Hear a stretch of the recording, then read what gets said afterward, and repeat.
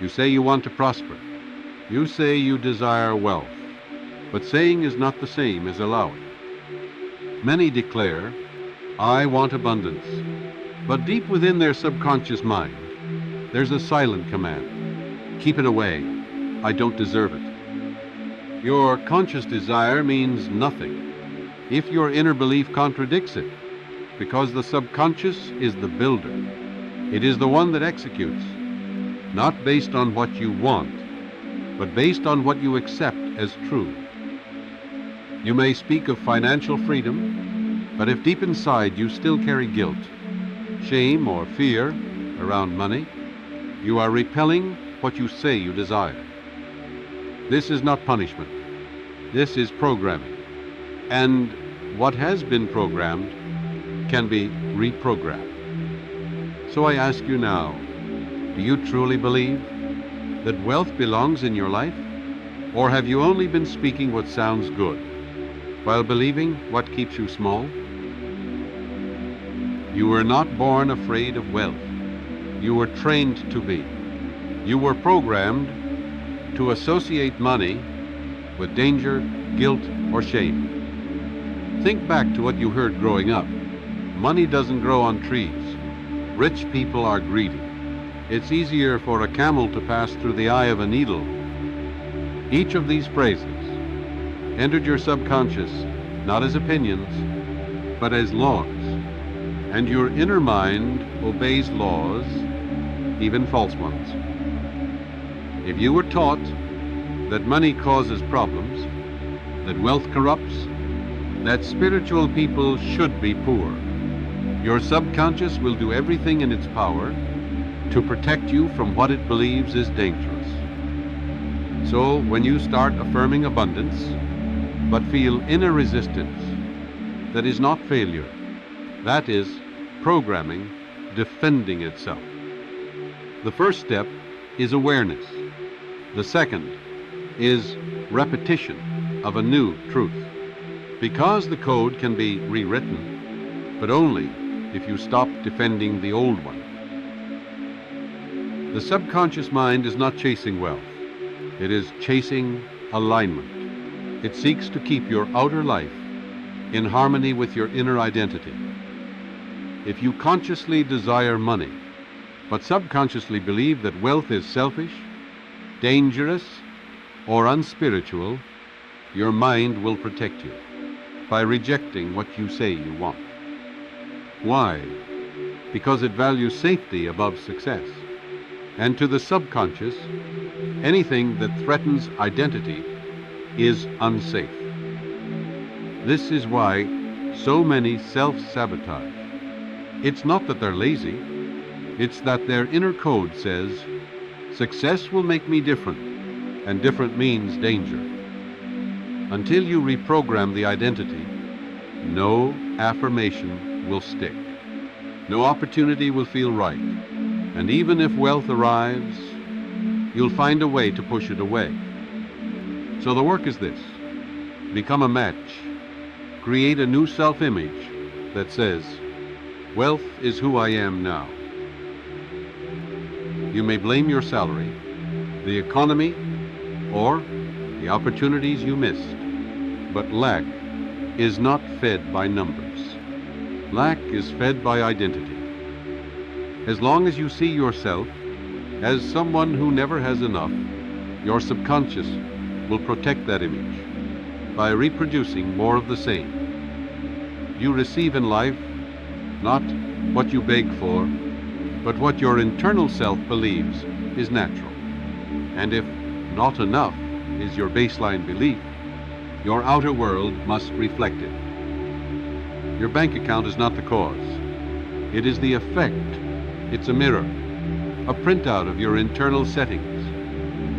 So the question is not, how do I get more? The question is, who do I believe I am? Until you shift your identity from lack to receiver, your outer life cannot hold what your inner life rejects. You don't always say no to wealth directly, but you say it every time you whisper, that's too much for me. I don't really need that. I wouldn't know how to handle that kind of money. These phrases seem harmless, but to your subconscious, they are clear instructions, and your mind obeys them with total loyalty.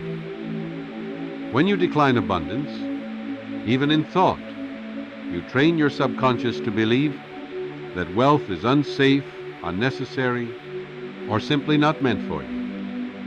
You may think you're being humble, realistic, or modest, but humility does not mean restriction. It means gratitude. True humility allows more, not less. So ask yourself, do you accept wealth openly, or do you shrink from it, reject it in silence, and call it enough when your soul is crying for expansion? You may want more, you may pray for more, but if your inner system only allows a little, that's exactly what you'll receive. Desire is not enough. The subconscious needs permission. It must believe, this is safe, this is normal, this is who I am now. If you still feel guilt around wealth, if luxury makes you uncomfortable, if having more triggers anxiety, your subconscious will block it. Not because you're not worthy, but because you haven't allowed it yet. The ceiling in your life is not set by the universe. It is set by your self-image. So I ask you, what is your allowance level? How much good do you feel safe receiving? Because that is the number your life is built around. You've been taught to believe that the more you suffer, the more you struggle, the more you'll be rewarded. But the universe is not measuring effort. It is reading vibration. It listens not to what you're doing, but to what you're believing. There are people working night and day, never resting, pushing endlessly, and still they lack. Not because they're not working hard, but because deep down they don't feel worthy of ease. They don't feel safe with overflow.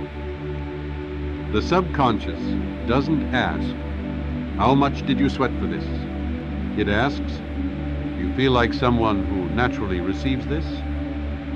So if you want to open the flow, start here, not with more work, but with a new identity, one that sees abundance as normal, deserved, and divine. You will not overwrite years of mental conditioning with one declaration. You must repeat the new truth until it becomes your only truth. The subconscious learns through rhythm, through consistency, through daily exposure to the belief you want to install. You were told for years that money is evil, that struggle is noble, that lack is holy.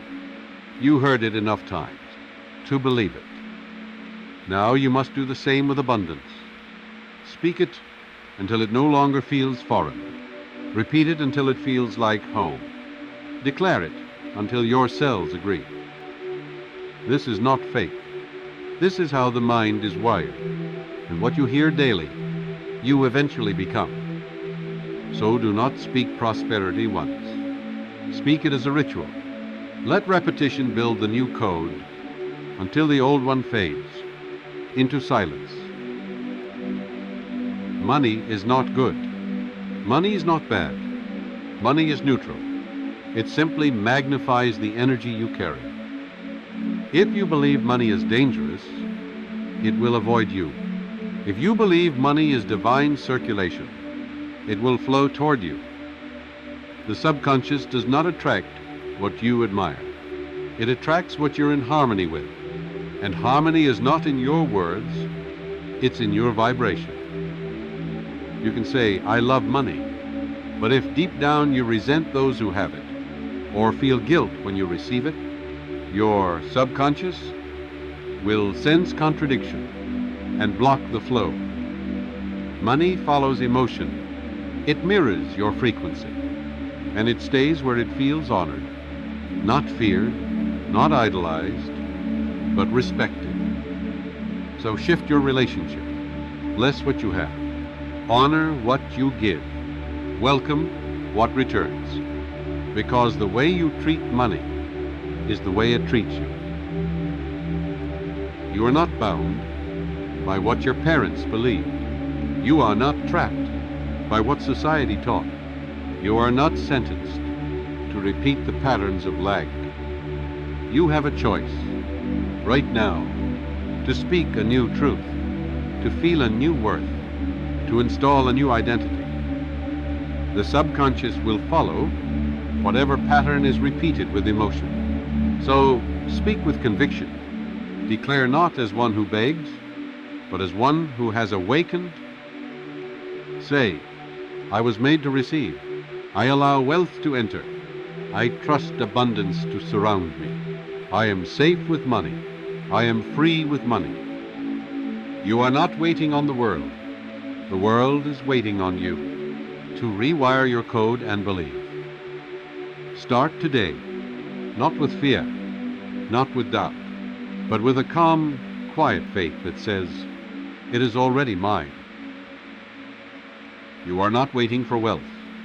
Wealth is waiting for you to say yes.